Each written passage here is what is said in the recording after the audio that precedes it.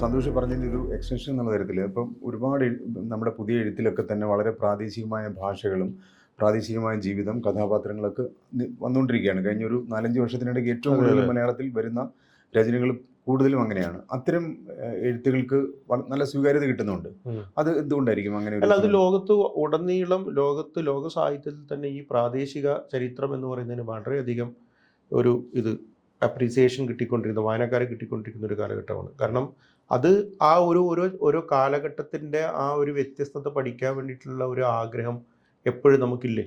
ഇപ്പം നമ്മളിപ്പോൾ എന്ന് വെച്ചാൽ മാച്ചു പിച്ചു എന്നൊക്കെ പറയുന്നത് നമ്മൾ മാച്ചു പിച്ചുവിൽ പോകാൻ ആഗ്രഹമില്ലാത്ത ഒരാളുണ്ടോ? കാരണം അതെന്താണ്? അത് റെഡ് ഇന്ത്യൻസിൻ്റെ ആ ഒരു ഇതാണ്. അവരുടെ ലൈഫ്, അതിൻ്റെ നൈർമല്യം, അവരുടെ ഫുഡ്, പിന്നെ അവരുടെ ജീവിതം, സാഹസികത, വ്യത്യസ്തമായ ആചാരങ്ങൾ, അനുഷ്ഠാനങ്ങൾ, ഇതൊക്കെ വേറൊരാളെ നോക്കി നിൽക്കുമ്പോൾ അത് വളരെ വ്യത്യസ്തമാണ്, അല്ലേ? അതെ. അപ്പോൾ അത് നോക്കിക്കാണാനുള്ള ഒരു ത്വര മനുഷ്യൻ്റെ അകത്തുണ്ട്. ഇപ്പോൾ കഴിഞ്ഞ ദിവസം തന്നെ ഒരു എൻ്റെ ഒരു സുഹൃത്തിൻ്റെ പുസ്തക പ്രകാശനത്തിന് പോയപ്പോൾ അവിടെ ഒരാൾ പ്രസംഗിച്ച ഒരു കാര്യം എന്ന് പറഞ്ഞാൽ മലയാളത്തിലെ പ്രധാനപ്പെട്ട കഴിഞ്ഞ വർഷങ്ങളിൽ സ്വീകരിക്കപ്പെട്ട പല നോവലുകളുടെയും പശ്ചാത്തലവും കഥാപാത്രങ്ങളും ഒക്കെ തന്നെ മറ്റു രാജ്യങ്ങളാണ്. കേരളീയ ജീവിതമോ ഇന്ത്യൻ ജീവിതമോ പറയാതെ പുറത്തുള്ള ജീവിതമാണ് പറയുന്നത്. അങ്ങനെ പറയുന്നത് അത് എത്രമാത്രം നല്ലതാണെന്നുള്ള ഒരു സംശയമാണ് അദ്ദേഹം ഉന്നയിച്ചത്. അപ്പോൾ അങ്ങനെ ഒരു ചോദ്യം മുന്നിൽ വന്നാൽ സന്തോഷം അല്ല, നമുക്ക് എന്ത് പറഞ്ഞൂടെ? കാരണം ഇന്നത്തെ കാലത്ത് ലോകം എന്ന് പറയുന്നത് എന്താണ്? നമ്മൾ എന്താ പറഞ്ഞാൽ യൂറോപ്പും നമ്മൾ തമ്മിൽ എന്താ വ്യത്യാസമുള്ളത്? അവർ കഴിക്കുന്ന ഫുഡ് തന്നെയാണ് നമ്മളിവിടെ കഴിച്ചുകൊണ്ടിരിക്കുന്നത്. അവർ ഉപയോഗിക്കുന്ന ലാപ്ടോപ്പ് തന്നെയാണ് നമ്മളിവിടെ ഉപയോഗിച്ചുകൊണ്ടിരിക്കുന്നത്. അപ്പോൾ അങ്ങനെയാണെങ്കിൽ അവരുടെ ഒരു പശ്ചാത്തലത്തിൽ ഒരു കഥ എഴുതുന്നതിന് എന്താണ് കുഴപ്പം? അല്ല, എഴുത്തുകാർക്ക് അതിൽ സാധ്യത കൂടി എന്നാണ് ഞാൻ പറയുന്നത്. സാധ്യത കൂടി എന്ന് പറയുമ്പോൾ തന്നെ എഴുത്തുകാർക്ക് ആ പശ്ചാത്തലത്തിലുള്ള ഒരു പരിചയം. ഇപ്പൊ കൊമാല എന്ന് പറഞ്ഞ കഥ സന്തോഷ് എഴുതുന്നത് സന്തോഷിന്റെ ചുറ്റുവട്ടത്ത് നടന്ന ഒരു സംഭവത്തെ സന്തോഷ് എഴുതുകയാണ്. അല്ലെങ്കിൽ പന്തിഭോജനം സന്തോഷ് വായിച്ച പരിചയത്തിൽ നിന്നും അല്ലെങ്കിൽ വായിച്ച ഓർമ്മയിൽ നിന്നും കൊണ്ടുവരുന്ന ഒരു കഥയാണ്. അങ്ങനെയുള്ള ഓർമ്മകളില്ലാതെ ഇപ്പോഴത്തെ ഈ സാങ്കേതിക സൗകര്യങ്ങൾ ഉപയോഗിച്ച് പലതരത്തിലുള്ള ഫീഡ്ബാക്സ് എടുത്തിട്ടുണ്ട്. അല്ല, ഞാൻ അങ്ങനെയല്ല പറയുന്നത്. ഞാനിപ്പോൾ പറയുന്നത് വെച്ച് കഴിഞ്ഞാൽ നമ്മളൊരു കഥയെ വെറുതെ ഈജിപ്തിലേക്ക് പറിച്ചു കണ്ടിട്ട് ഒരു കേരളീയ പശ്ചാത്തലത്തിൽ ഒരു കഥ പോലെ തന്നെ നിങ്ങൾ ഈജിപ്തിൽ പോവുകയും ഈജിപ്തിനെ മനസ്സിലാക്കുകയൊക്കെ ചെയ്യാനുള്ള സാഹചര്യങ്ങൾ നിങ്ങൾക്ക് ഇപ്പോൾ ഉണ്ട്, നിലവിലുണ്ടെന്ന്. അപ്പോൾ ഇഷ്ടം പോലെ സ്ഥലങ്ങളിലേക്ക് പോകാനും യാത്ര ചെയ്യാനും ഉള്ള സാഹചര്യങ്ങൾ ഇപ്പോഴുണ്ട്. മനസ്സിലായില്ലേ? അപ്പോൾ ആ ഒരു സാഹചര്യങ്ങളിൽ ജീവിച്ച ഒരു മനുഷ്യൻ, ഇപ്പൊ ഞാൻ ചോദിക്കട്ടെ, ഗൾഫിന്റെ പശ്ചാത്തലത്തിൽ അതുവരെ ബെന്യാമിന് മുമ്പ് എഴുതിക്കൊണ്ടിരുന്നവരൊക്കെ എന്തായിരുന്നു എഴുതിയത്? ഗൾഫിലിരുന്നു കൊണ്ട് കേരളത്തിൽ മഴ പെയ്യുന്നതിനെ കുറിച്ചിട്ട് ചിന്തിച്ചുകൊണ്ടിരുന്നിട്ട് അതിന്റെ നൊസ്റ്റാൾജിയ കൊണ്ടുവന്നിട്ട് ഉണ്ടാക്കിക്കൊണ്ടിരിക്കുന്ന ആളായിരുന്നു. അതാണോ വേണ്ടത്? അതിനകത്ത് നിന്നുകൊണ്ട് ആ വെയിൽ, അവിടെ മരുഭൂമിയിലെ വെയിലും ആ മണലിന്റെ ചൂടിനെയും അവിടുത്തെ ജീവിതത്തിന്റെ പ്രയാസങ്ങളെ കുറിച്ചിട്ട് പറഞ്ഞു. അത് എന്തുകൊണ്ടായിരിക്കാം ഈ പറഞ്ഞ കഴിഞ്ഞ ഒരു 5 പതിറ്റാണ്ടായിട്ട് മറ്റേ അദ്ദേഹം പോലും എഴുതിയിട്ടില്ല. ടി വി കൊച്ചുവായ പോലെ ഇത്രയും അനുഗ്രഹീതനായ ഒരു എഴുത്തുകാരൻ പോലെ അത് എന്തുകൊണ്ടായിരിക്കും? അത് അന്ന് അങ്ങനെ ആയിരിക്കും. അത് അന്ന് ഗൾഫിൽ കിടക്കുമ്പോ നൊസ്റ്റാൾജിയാണ് എന്നെ ഭരിക്കേണ്ടത് എന്നുള്ള ഒരു വലിയ ബോധം. അത് വളരെ പ്രധാനപ്പെട്ട ഒരു കാര്യമാണ്. കാരണം 50 വർഷത്തോളമായിട്ട് മലയാളിയുടെ ജീവിതത്തിൽ ഏറ്റവും പ്രധാനപ്പെട്ട ഒരു സാന്നിധ്യം ഈ മിഡിൽ ഈസ്റ്റ് രാജ്യങ്ങൾ. പക്ഷെ അവിടുന്ന് ബെന്യാമിന്റെ നോവലിന് മുമ്പ് അത്തരം പ്രധാനപ്പെട്ട അധിക രചനകൾ വന്നിട്ടില്ല. ഈ 50 വർഷത്തിനിടയ്ക്ക് വന്നിട്ടില്ല, അല്ലേ? അതെ. അപ്പൊ അത് ബെന്യാമിനാണ് ആ ഒരു ജീവിതത്തെ ഇങ്ങോട്ട് കൊണ്ടുവരുന്നത്. ആ ബെന്യാമിൻ ആ ഒരു കഥാപാത്രത്തിലൂടെ ആ ജീവിതത്തെ ഇങ്ങോട്ട് കൊണ്ടുവന്നു. അപ്പോഴാണ് നമ്മൾ മനസ്സിലാക്കുന്നത് ഇത്തരത്തിലുള്ള ഒരു ജീവിതമൊക്കെ എവിടെ ഉണ്ട്, ഗൾഫിൻ്റെ അകത്ത് കിടക്കുന്നുണ്ട്. അപ്പോൾ ഇങ്ങനെ നോക്കുമ്പോൾ നേരത്തെ ചോദ്യത്തിനുള്ള മറുപടി പോലെ ലോകത്തിന്റെ ഏതൊക്കെ ഭാഗങ്ങളിൽ ഏതൊക്കെ രീതിയിൽ ജീവിക്കുന്ന എത്ര ആൾക്കാരുണ്ട് മലയാളികളായിട്ടുള്ള. അത് അല്ലെങ്കിൽ മറ്റു സംസ്ഥാനങ്ങളിലൊക്കെ, ഇന്ത്യയിൽ തന്നെയുള്ള മറ്റു സംസ്ഥാനങ്ങളിൽ ഇവർക്ക് എന്തുകൊണ്ട് അത്തരത്തിലുള്ള ഒരു നോവൽ എഴുതിക്കൂടാ? പക്ഷെ ഡൽഹിയിൽ ജീവിച്ചിരുന്ന എഴുത്തുകാരും മലയാളത്തിൽ ഈ ആധുനികത കൊണ്ടുവന്നതിൽ പ്രധാനപ്പെട്ട എഴുത്തുകാർ മുഴുവൻ ഡൽഹിയിൽ ജീവിച്ചവരാണ് മിക്കവാറും, അല്ലേ? ഡൽഹിയിൽ ജീവിച്ചതുകൊണ്ടായിരുന്നു. ഡൽഹിയിൽ ഡൽഹിയുടെ ജീവിതം എന്താണ്? ഒരു സാധാരണ ഈ പറയുന്ന പോലെ ഇന്ത്യൻ നഗരത്തിന്റെ ജീവിതം മാത്രമേ ഉള്ളൂ. പക്ഷെ അതേസമയം തന്നെ അവർ കൊണ്ടുവന്ന കഥകൾ മുഴുവൻ അവിടുത്തേതായിപ്പോയി.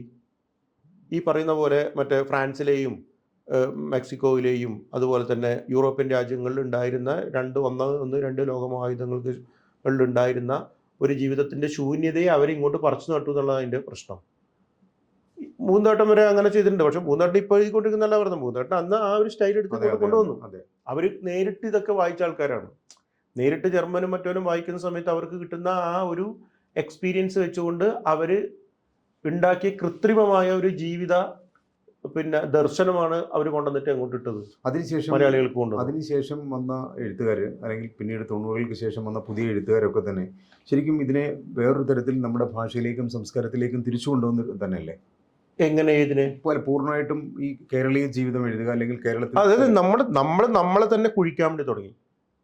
പിന്നീട് നമ്മുടെ ജീവിതത്തിന്റെ അകത്തേക്ക് പോയി. അങ്ങനെയാണ് ഈ പ്രാദേശികതയൊക്കെ വരുന്നത്. അല്ലെങ്കിൽ ഇപ്പോൾ കാസർഗോഡിന്റെ ഒരു ഭാഷ ആര് കൊണ്ടുവന്നു? കാസർഗോഡിന്റെ ഭാഷ എന്ന് പറയുന്നത് മറ്റേ നമ്മുടെ ഇവിടെ ഈ ബാലകൃഷ്ണൻ മാങ്ങാടും അതുപോലെ തന്നെ എം എ റഹ്മാനും ഈ പറയുന്ന പോലെ അംബിയാസുദ്ദീൻ മാങ്ങാടും അതിനുശേഷം വന്ന ഞങ്ങളുടെ തലമുറയൊക്കെ അല്ലേ ഞങ്ങളുടെ ഭാഷ കൊണ്ടുവരുന്നത്. ഞങ്ങളുടെ ഭാഷ ഞങ്ങളുടെ ഇതിലേക്ക് കൊണ്ടുവന്നു. അപ്പോൾ പ്രാദേശിക ഭാഷ നിങ്ങൾക്ക് മനസ്സിലാവില്ല എന്ന് പറഞ്ഞാൽ നിങ്ങൾ മനസ്സിലാവണ്ട, ഞങ്ങൾ ഫുട് നോട്ട് താഴെ കൊടുക്കുന്നു, അല്ലെങ്കിൽ നിങ്ങൾ പോയി അന്വേഷിക്കൂ. തകഴിയെ പോലുള്ള എഴുത്തുകാർ ഈ പറയുന്ന ആലപ്പുഴയുടെ അല്ലെങ്കിൽ അത് നമ്മൾ വായിക്കുന്നില്ലേ? തകഴിയുടെ ഞങ്ങൾ വായിച്ചിട്ട് ഞങ്ങൾ അവിടെ ഇരുന്നിട്ട് വായിച്ചതല്ലേ.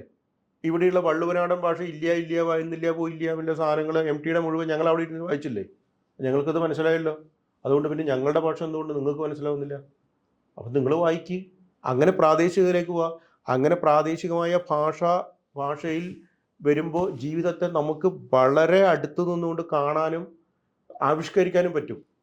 പക്ഷെ അപ്പോൾ തന്നെ ഈ CV-യുടെ ഭാഷ പലപ്പോഴും കേരളത്തിൻ്റെ പല ഭാഗങ്ങളിലുള്ള വായനക്കാരും എഴുത്തുകാരും സ്വകാര്യമായിട്ട് സംസാരിച്ചപ്പോൾ കേട്ടിട്ടുള്ളൊരു സംഭവം, CV-യുടെ ഭാഷ പലർക്കും വായിച്ചാൽ വഴങ്ങില്ല, അല്ലെങ്കിൽ ആ തരത്തിൽ അവർക്ക് അതെന്തുകൊണ്ടായിരിക്കും? CV എനിക്ക് തോന്നുന്നില്ല. പക്ഷെ CV എഴുത്തുകാരനോട് ഞാൻ പറയേണ്ട കാര്യമില്ല, അദ്ദേഹം നല്ല എഴുത്തുകാരനല്ല ആണെന്ന് ഞാൻ പറയേണ്ട കാര്യമില്ല.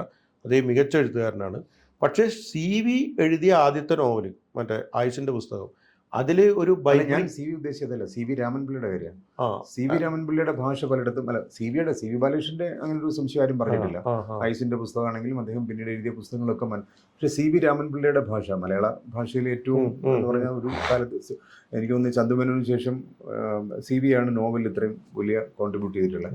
അദ്ദേഹത്തിന്റെ ഭാഷ മനസ്സിലാവില്ല. സന്തോഷം അങ്ങനെ തോന്നിയിട്ടുണ്ടോ? CV-യുടെ ഭാഷ അങ്ങനെ വഴങ്ങാത്ത ഒരു ഭാഷയാണ് അല്ലെങ്കിൽ അല്ല? CV-യുടെ ഭാഷ വേറെ രീതിയിൽ നോക്കിക്കഴിഞ്ഞാൽ വഴങ്ങാത്ത ഭാഷയാണ് എൻ്റെ അഭിപ്രായം കേട്ടോ.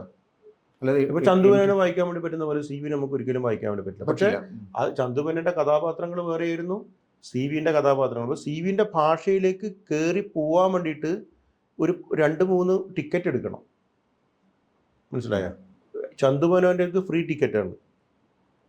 പക്ഷെ ആ ഫ്രീ ടിക്കറ്റ് 3 ടിക്കറ്റ് എടുത്തിട്ട് അതിനകത്തേക്ക് പോയി കഴിഞ്ഞാൽ കിട്ടുന്ന ഒരു അനുഭവം വേറെ ആയിരിക്കും. അത് ചിലപ്പോൾ ചന്തുമേനോനിൽ കിട്ടണമെന്നില്ല, ഫ്രീ ടിക്കറ്റ് എടുക്കുന്നിടത്ത് കിട്ടണമെന്നില്ല, അല്ലേ? അപ്പൊ അവിടെ ഒരു പ്രത്യേകത ഉണ്ട്.